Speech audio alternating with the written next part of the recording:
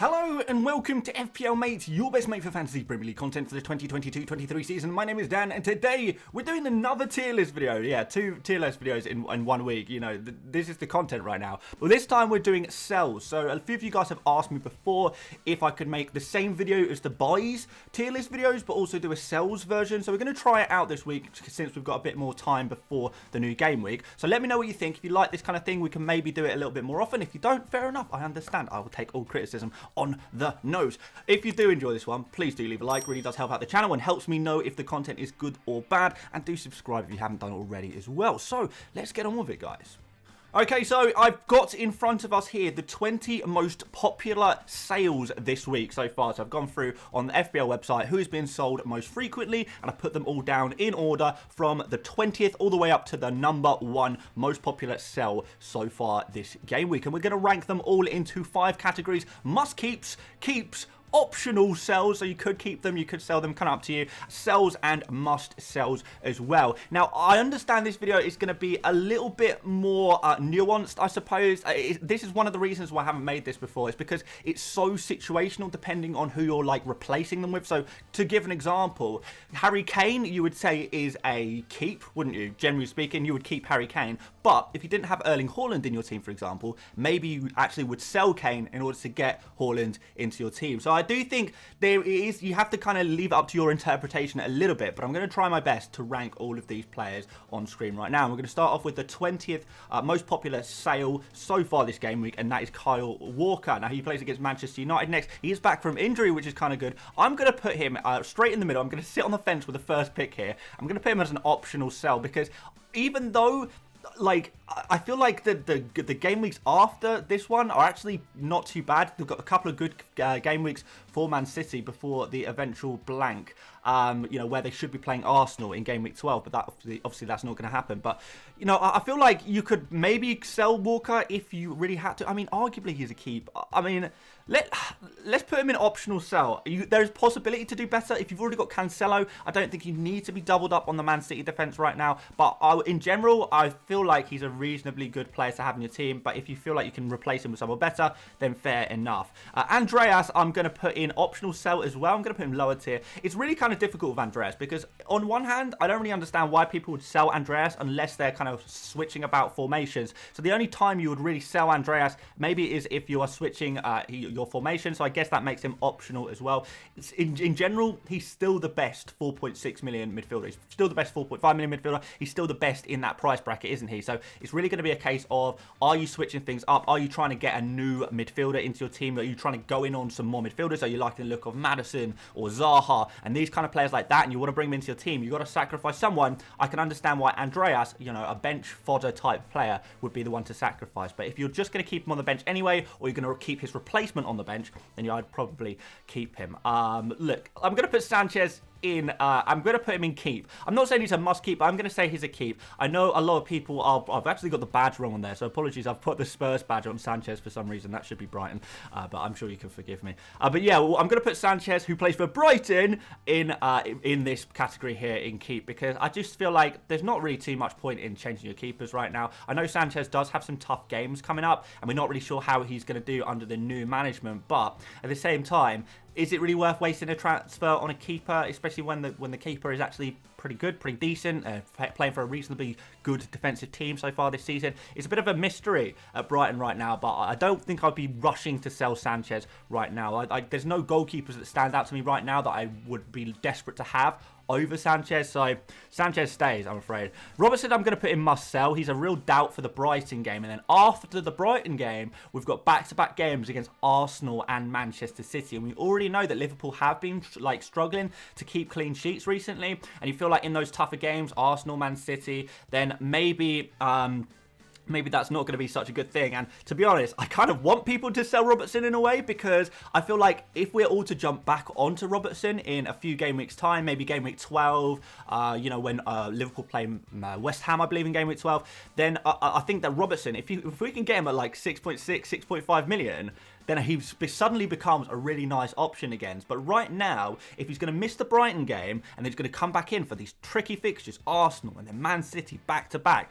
then I feel like that's going to be a poor run of games to own Robertson for. And I feel like for 6.7 million, you do really need something a little bit better. It's not saying that we never want to have him again, but right now, do I want to own Robertson? The answer is no, unfortunately. I'm going to put De Bruyne in keep as well. I was kind of surprised to see him in this list of most sold players, to be honest. I don't think he's quite a must keep because I feel like there are other options you can go for in the premium price bracket. I like, for this game week anyway, I like Harry Kane, I like Haaland, obviously. I like Heung-min Son at the moment. He's a good pick to go for at the moment. And even Salah at the moment is not too bad. We'll speak about him a little bit more, a little bit later on in the video. But I think Salah is not too bad for this game against Brighton, the new look Brighton, if you like.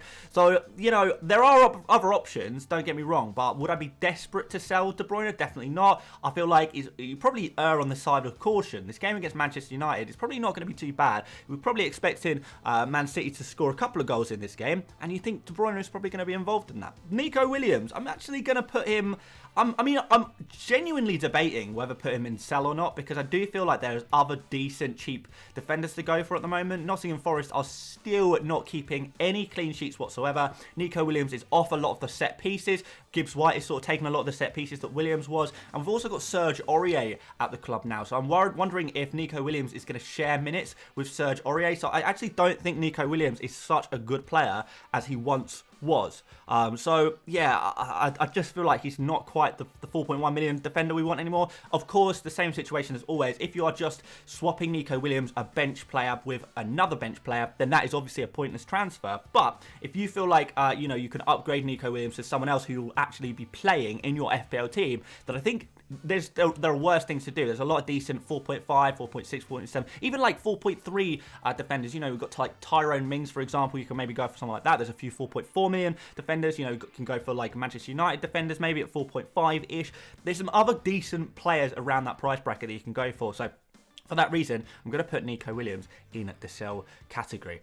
Tony is a must keep. Like, I'm putting that straight in there. I feel like he is a must keep. Again, another one of those players, I'm really surprised people are selling him. Maybe a little bit of impatience because he blanked against Arsenal in game week 8. In game week 9, maybe people are thinking, is he going to blank again? Well, no, surely not. He's playing against Bournemouth. So I feel like you absolutely, if you have Tony right now, if I had Tony personally, he would be like one of the last people I'd sell. Like, I genuinely feel like he could even be a differential captain opportunity there. Obviously, Haaland is going to be our obvious one. But aside from that, you're kind of looking at your Madisons, you're looking at your Tonys. Basically, any player who is playing one of Nottingham Forest or Bournemouth is a captain option every game week if they're playing well, if they're in good form. So Tony, I'm going to say he's a must-keep. This is definitely not the game week to sell him. If you want to move him on to someone else slightly different, a Mitrovic, an Isak, a Callum Wilson, I would wait one more game week before doing that. I just feel like you just got to keep him. Just one more game week. Just keep your Tony. Reece James also must keep. I feel like he's very good for the upcoming game weeks. I think Chelsea are going to start to keep a few more clean sheets. They've got some decent fixtures coming up as well. So yeah, Crystal Palace up next. I feel like that is an opportunity for a clean sheet for Chelsea. I'm not saying they're definitely going to keep a clean sheet, but we also got James's attacking ability. We know from now on he is going to be playing in that right wing back position. We've all got very high hopes for any time Reece James plays in the right wing back position.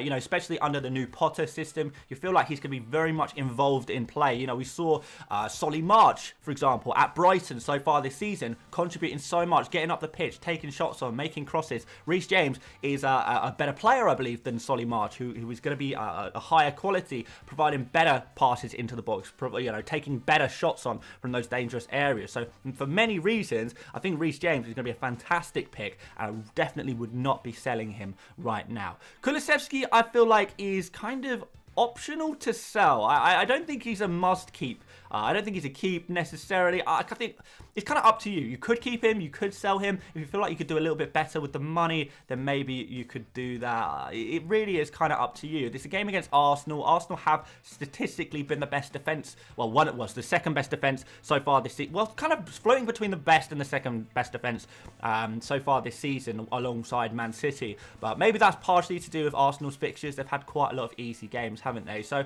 I wonder if Spurs are going to struggle a little bit bit. But, you know, if they are going to score against Arsenal, and you do back them to score once or twice in that game, you do really feel like it's going to be Kane or the in-form Son as well. So it's probably going to be one of those players who is going to get the goals. In that case, how much involvement is Kulusevski going to have? Is Richarlison going to play instead of Kulusevski? You feel like Richarlison in a game like Arsenal is kind of the perfect player for that kind of game as well. So maybe Kulusevski doesn't even start the game.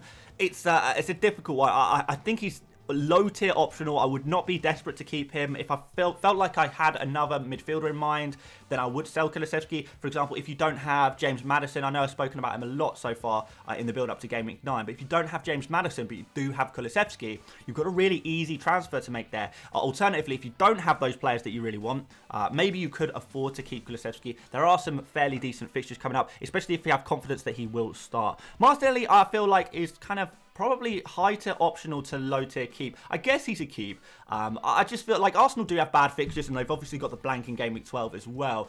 But he's just such good value, 6.6 million midfielder. Like, you can't really do much better for that price, in my opinion. So he's kind of occupies that perfect price bracket. I don't really know where you go from Martinelli, to be honest. I think he's been fairly decent. I feel like he's, you know, no, he's a keep, really, isn't he? He is a keep. And Mitrovic is also a keep. I think Mitrovic is actually quite a big keep. Like, his hat-trick, by the way. He's got a hat-trick so far in the international break. Like, he is on fire. I know he didn't score in that last game, but going forward, you really feel like he is going to score some more goals. He's been so good. The fixtures are very good for Mitrovic coming up as well. You know, after this game week, particularly, Newcastle is kind of a bit of a mid kind of fixture, maybe a slightly tricky fixture, but after that the fixtures do look good again. So I'm gonna put him in. I'm gonna put him in must keep. I would not be making the switch. I would if I do have Mitrovic, and there's just no way I'm selling him. He's a player I want to have in my team, not just for this game week, but for future game weeks particularly. Luis Diaz, I think I would keep him as well. I'm gonna put him like here. Game against Brighton again. We don't really know what Brighton team we're gonna see, so it's difficult to say exactly how Liverpool are going to do, but Luis Diaz has been the star of the show so far for Liverpool this season, hasn't he? He's really been that standout player in a kind of a disappointing Liverpool, I guess. So I feel like he's still a keep. Perisic is kind of, I think, optional. I think he's, again, another one of those players who floats around the middle. We know that as these fixtures start getting more and more congested, Perisic is going to get rotated. Sometimes he's going to be on the bench. Sometimes he's going to come off before the 60th minute. We saw that last game week. But in the times where he does play a full game, then Perisic is obviously a pretty good pick. So I'm going to put him in optional sell. I think I'll probably put him like just behind Kyle Walker. I think I'd rather keep Kyle Walker than Perisic. So it's kind of up to you with Perisic. How much confidence do you have in him? But he's certainly not a player I would be, you know, if I don't own Perisic right now and he's not one of those players I'm worried about this game week, maybe next game week, the game week after, there's going to be opportunities where Perisic does go very, very big, but I don't think it's necessarily going to be this game week. I don't think it's necessarily going to be any specific game week. He's kind of a bit of a roll of the dice kind of player, because you don't know when he's going to be benched, you don't know when he's going to be like taken off early, you don't know when he's going to take some amazing set pieces and get assists that way, or take some shots on. He's a bit of a, you don't really know, do you? Pascal Gross, I think, is actually a sell.